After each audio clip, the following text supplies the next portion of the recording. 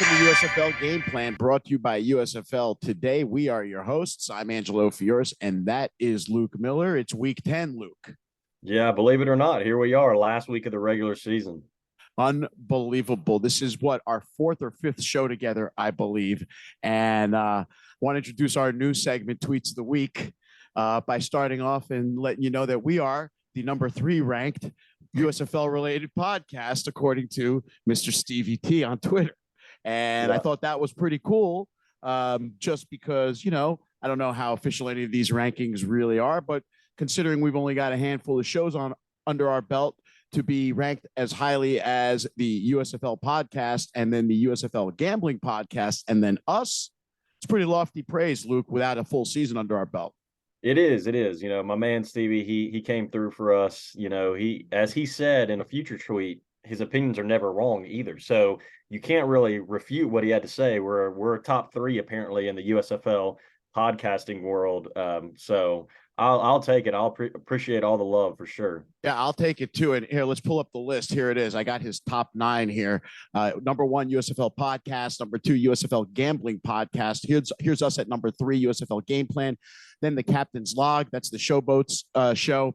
H-Town, Spring Loaded podcast. Stallions Run, the USFL show at number 8. And number 9, Rising Rhino, which I am not familiar with at all, but I guess I better get familiar, huh?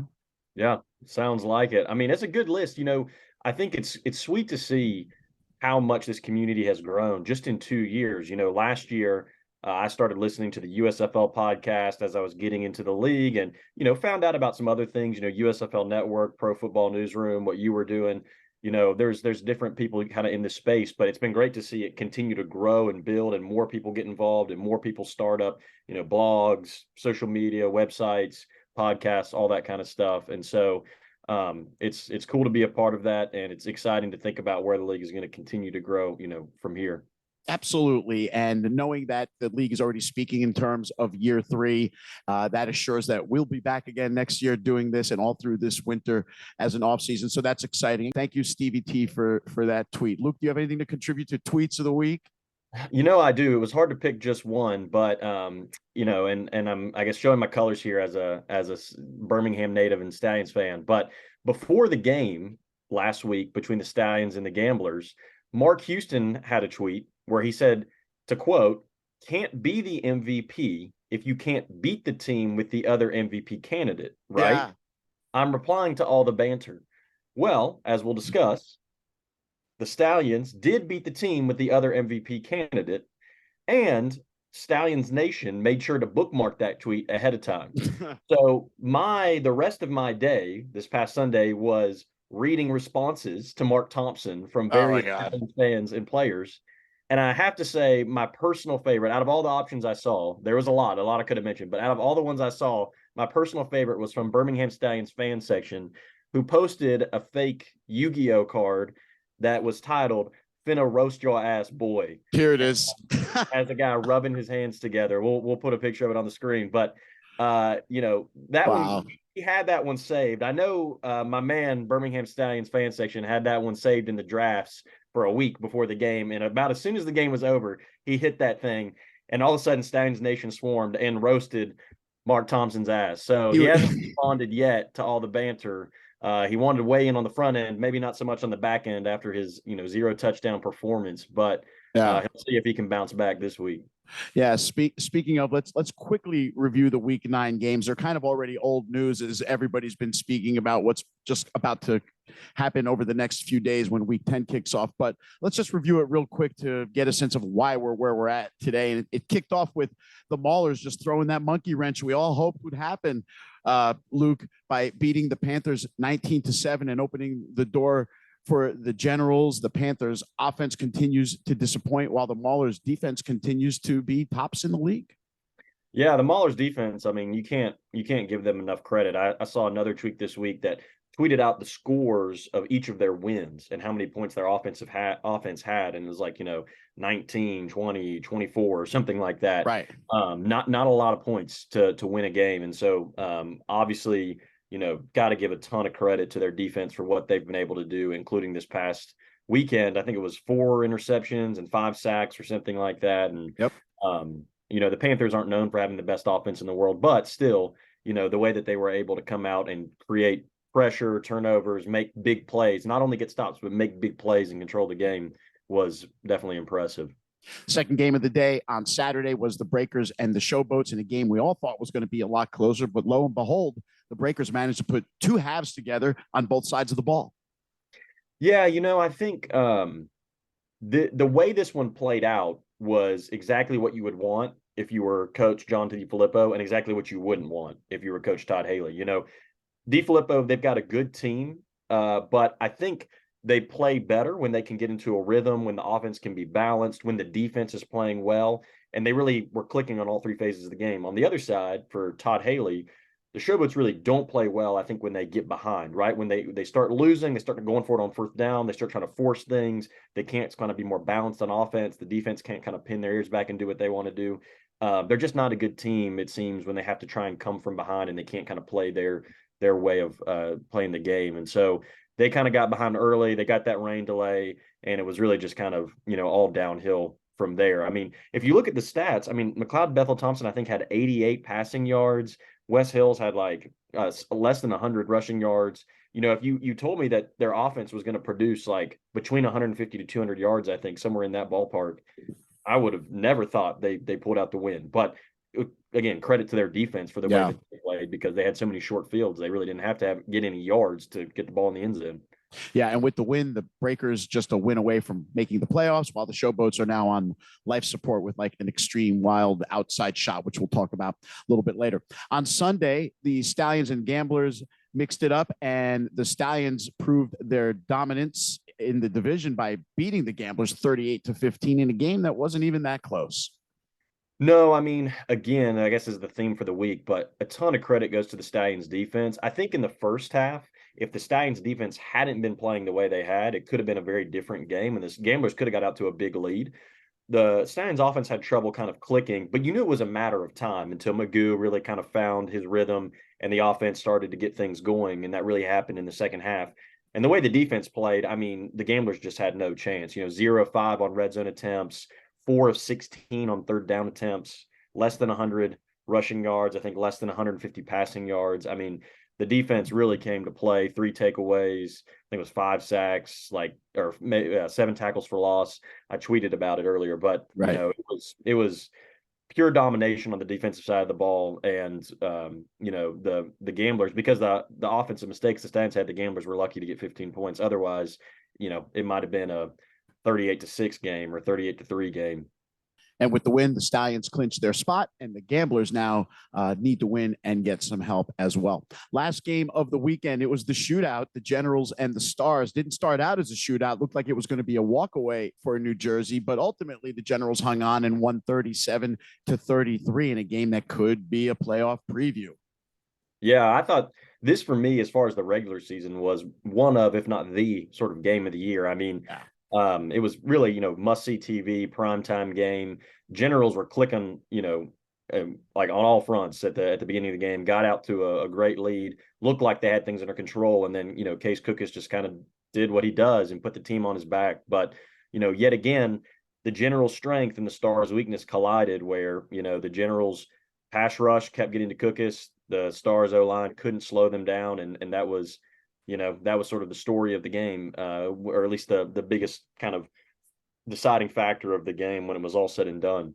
But like you said, it might not be the last time we see these teams. That's right. At 23-13, New Jersey, I had an early hint of not liking where this game was going, Luke. I was uneasy, and I almost texted you to tell you that, and I decided not to tempt fate.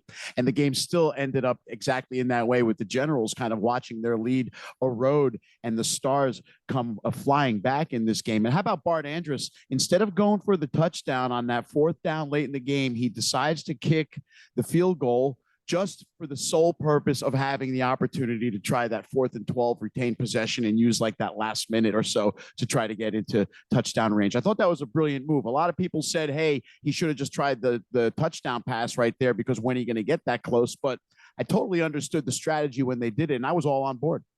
Yeah, no, I agree. I mean, at first when they brought the field goal unit out there, I think everybody was kind of scratching their heads. But then once you started to think about it, it's like, this actually kind of makes sense. I mean, get the points now, and then you get that opportunity to go in that 4th and 12 play. And when you've got the whole field in front of you, like they did on that 4th and 12, there's a lot more you can do in terms of the playbook. Whereas they had kind of a 4th and longer situation, but very much closer to the end zone, and it is just not as much room in terms of the field to kind of open things up and maybe do what you want to do. So obviously Andrus knows his team well. He knows he's got a great kicker. He knows what Cookus is capable of, and so I mean, obviously in hindsight, it worked out for them in the sense that they at least got the ball and they got another opportunity to try and drive down the score. It didn't happen, but so in hindsight, it doesn't look like a completely dumb decision. But even in the moment, considering all the factors, I mean, I think it was smart of him to do something unconventional like that.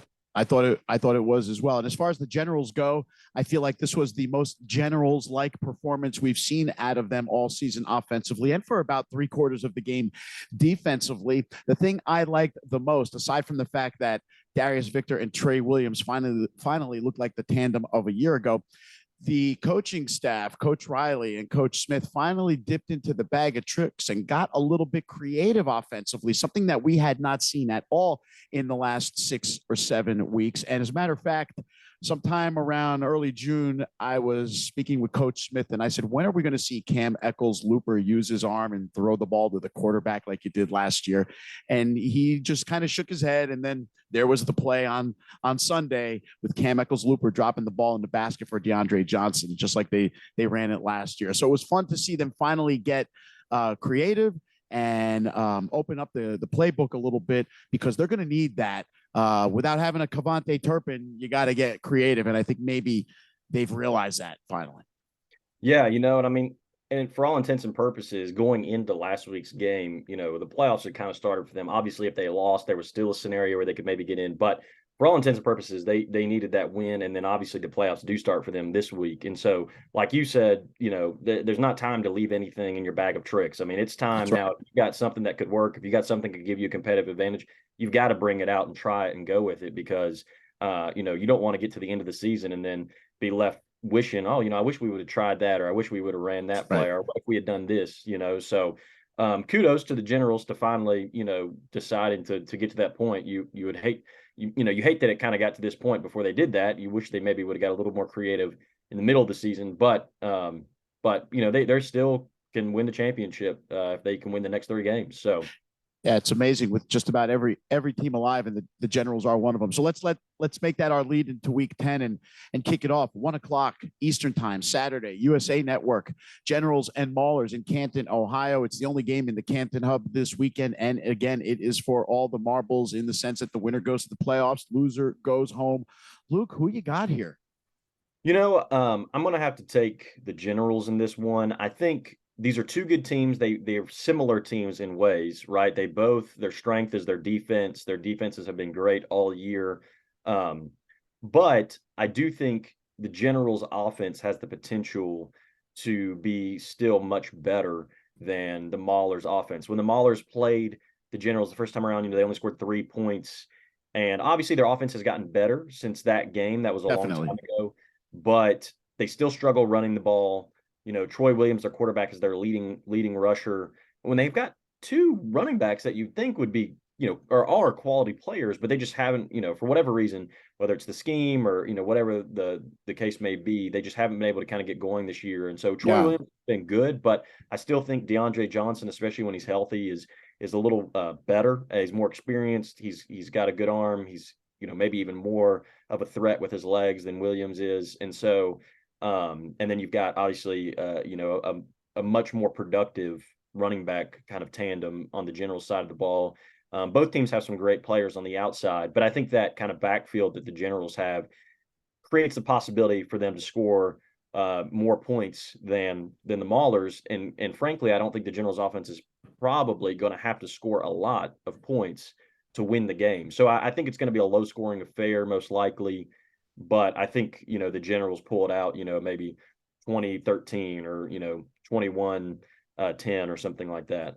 It was 20-3 the last time they played in Week 2. I will say this, though, Luke, for all of the positives that you outlined for the Generals and for the Maulers, the one area that would concern me from a Generals standpoint is special teams. The Generals just have not done a good job in coverage, and they've allowed the very short field all too often this season. The Stars did it again to them last week, especially late in the game, to minimize the distance that they had to cover, especially on that drive that happened very, very quickly to get them right back in the game. So for me, the Generals really need to up the special teams coverage and keep the Maul, because special teams has been a strength for the Maulers, especially in the return game. So that's an area that if the Generals don't get a grip on, they're going to find themselves in a lot closer than that 20-10 area that you're talking about. And with a kicker like Chris Blewett, Pittsburgh may find themselves with a chance to win this game. But I'm with you. I feel like the Generals are probably the better team here, but it's not quite the gap that we may have thought so, say, earlier in the year. Yeah. No, I think you made a great point, though. I mean, the Maulers do have two, arguably, you could make a case to the two best return men in the entire league, and Simmons and Henny. So, I mean, with what they can do, the first couple games of the season, that was like their only, the only way they were scoring touchdowns was that's right, game and defense and stuff like that. So, with them returning the kicks and with Blewett with his range, like you said, they might not get in the end zone, but they might still score, 15, 18 points. And depending on how their defense plays, if they can limit what the Generals can do, that there's a world in which that could be enough. So that's right. I think it's a really insightful point. Yeah, I'll cap it with that. If you look at the Maulers' scores of all their games, they've not been blown out. The only game that they really weren't in, there's two: the Generals game 20-3 and the 22-0 shutout against Memphis. But every other game they've been in, and let's remember they had the Stallions on the ropes until late. Yep. Speaking of the Stallions, the 4:00 game on Saturday, it's on Fox. It is the Birmingham Stallions and the Memphis Showboats. Stallions are in. They're getting some more players back, which will make them stronger. I'd expect Coach Holtz to maybe take it easy on his guys in the second half. While the Showboats need to win, they need to win big to get into the playoffs, and they need some other wishful thinking things to happen, Luke. Yeah, this is going to be an interesting one. I tweeted out this week, Todd Haley, after their week 2 showdown where the Stallions kind of, trampled on. Not kind of. Yeah, well, the Stallions, trampled, period, all over the Showboats, 42-2. Haley said, "We'll remember this." And in sort of ironic twist of fate, he was right, because that blowout and last week's blowout have put them in a very, very precarious spot for trying to get into the playoffs. Even if they had a better point differential, they would still need some help to be able to make it in. But it'd feel much more reasonable that it could happen if they had a closer point differential. With the things that have to happen, plus the fact that they're so far behind in the point differential, it's just, we're talking like a 1% or less chance, I think, that all the things kind of go their way in order for them to be able to make the playoffs. But they haven't technically been eliminated. They've got something to play for sure. They obviously want to get revenge, against the Stallions for that, beating that they took, and they'll want to, even if they don't make the playoffs, they want to go out of the season on a high note. They don't want to lose to the Breakers by almost 30 and then lose again to the Stallions for the second time to finish their season. I know that. And it'll be a home game in front of a great crowd, I'm sure. And so I think the Showboats are going to come ready to play. I do wonder, like we were talking about earlier, they have a certain style of play, and that style of play is not high flying offense where they, put up 40, 50 points a game in the shootouts. But that's kind of what they need this week, is not only they need to limit the Stallions, but they also need to score a lot of points. And so I do wonder if that almost backfire on them, right? Where they'll almost try and, score, go for 3, get onside conversions, or, I don't know how Haley's going to approach it, but I could see them almost trying to do too much, and then it just sort of backfiring against a really sound, disciplined team in the Stallions. But we'll see. If this game is in the second half and say the Showboats have some kind of lead, I can see Haley doing things like you just described to try to open up the scoring a little bit to try to cut into the gap, but they would have to have some kind of lead into the second half for that to happen. And it would have to be, at least a couple touchdown lead for them to say, hey, the door's open, let's try to score some points. But it's a little far-fetched, actually. A lot far-fetched. Showboats on life support. Sunday's games, 4:00 is the first game on Sunday. It's the Breakers and the Gamblers. This is the one that's closest to a play-in game in the South as there can be. The Breakers get in if they win. The Gamblers, if they win, still need some help, don't they? Yes. So if the Gamblers win, they obviously are in, their hopes are alive, but they'll quickly be tuning in to the following game, the Philadelphia-Michigan game, because if Philadelphia wins that game, then they will for sure be in the playoffs. Now, if Philadelphia loses that game, they still have a chance, but at that point, it would come down to point differential, and they'll need to outscore the Breakers by a good bit in their game to win that tiebreaker. And so they'll certainly be trying to win their game and be trying to win by as much as possible, but they'll also probably be praying that the Stars pull it out against the Panthers too later that day. It's going to be interesting how that all plays out. And it's even more interesting that it's an out of division game that affects the gamblers' chances should they pull it out. And that comes down to the strength of victory tiebreaker, I guess, correct? That is correct. Yeah. So the third tiebreaker after head to head and division is your overall sort of aggregate, strength of schedule, at least in terms of the teams that you've beaten. And so the Gamblers beat the Stars, which New Orleans did not. And then the Gamblers lost to Michigan, which New Orleans beat Michigan. And so if, Philly pulls it out, then the Gamblers will have that stronger strength of schedule and would get in over the Breakers. And so the easiest path for them is a win and a Philly win. Again, if they win and Philly loses, there's still a chance, but they're going to have to blow out the Breakers in order for that to happen, and that's a tough ask. Yeah, especially the way the Breakers defense has been playing in the last 3 weeks. I will also say that the Gamblers do not fare well when they're playing an upper echelon defense, and while the Breakers are not an upper echelon defense in the league, they have been playing very well in the last 2-3 weeks. So I'm going to give the edge to the Breakers in this game. I agree. Yeah, I don't see the Breakers losing this one. I think they're the better team overall. I think they're playing better right now. I think they've got obviously veteran leadership in McLeod Bethel Thompson that, I know he's going to come ready to play, and he's been in lots of situations before like this. The Gamblers are a good team, but they've been struggling recently, and like you said, struggling against good defenses, and the Breakers defense is playing, about as well as you could want after last week. And so, the Gamblers, I don't expect it'll be a blowout one way or the other, but it's hard for me to imagine the Gamblers pull this one out, but they could prove me wrong. Yeah, I mean, it's not like the season has been predictable, right? Final game of the season. Unbelievable. Week 10, game number 40, 7:00 p.m. It's on Fox, prime time. The Philadelphia Stars and the Michigan Panthers closing out the Detroit hub with a trip to the playoffs for the winner. Luke, Stars or Panthers? I'm going to go with the Stars on this one. I think they were that close to pulling it out last week. And some teams, I think they might feel deflated, or they might kind of, come out flat with their hopes kind of dashed. But we've seen this team bounce back from a rough start at the beginning of the year. Again, Coach Andrus is a great coach. They've got one of the best quarterbacks in the league who led them to the championship last year.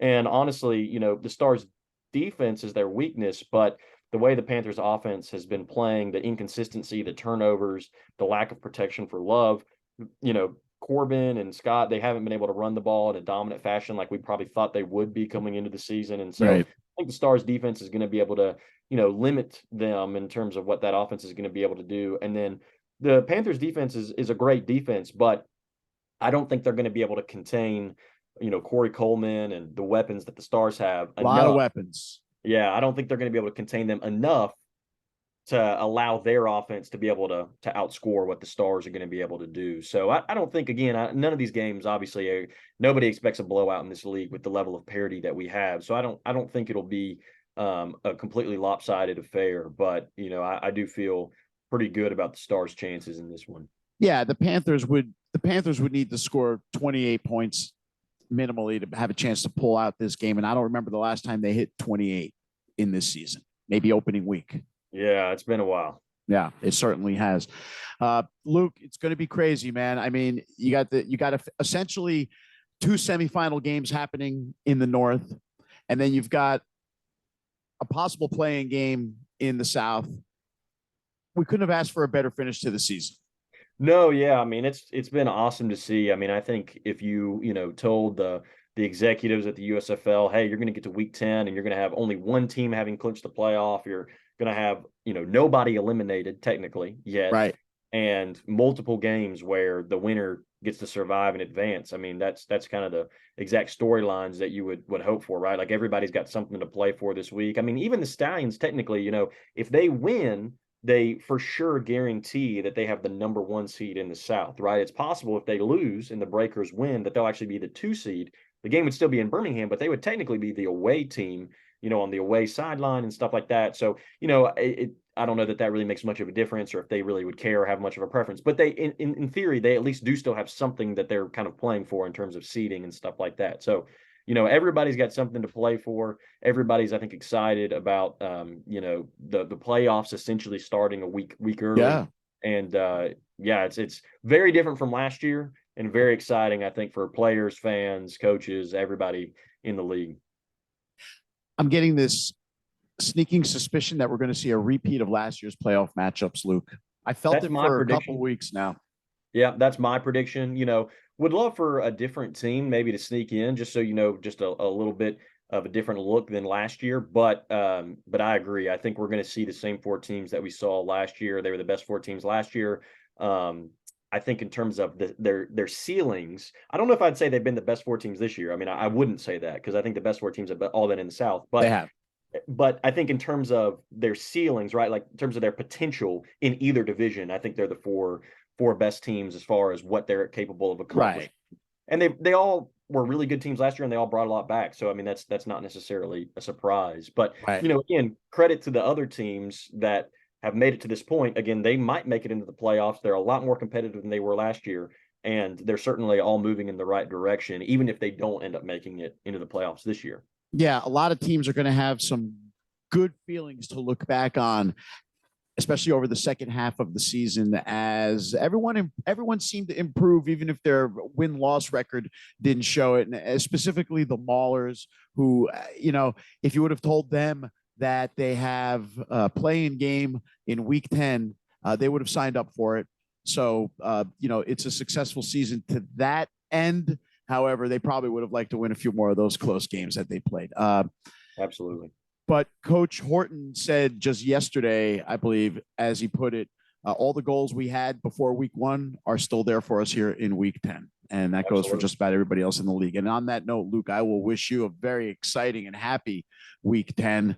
Enjoy the games, man. Yeah, will do. It's going to be awesome. I'll be in Memphis, so it'll be fun to. Oh, you're going? Yeah, I was there last week when the Stallions clinched against the Gamblers, which was fun. But because it was the Gamblers were the home team, it was a small crowd. There's probably more Stallions fans there than Gamblers fans. Wild.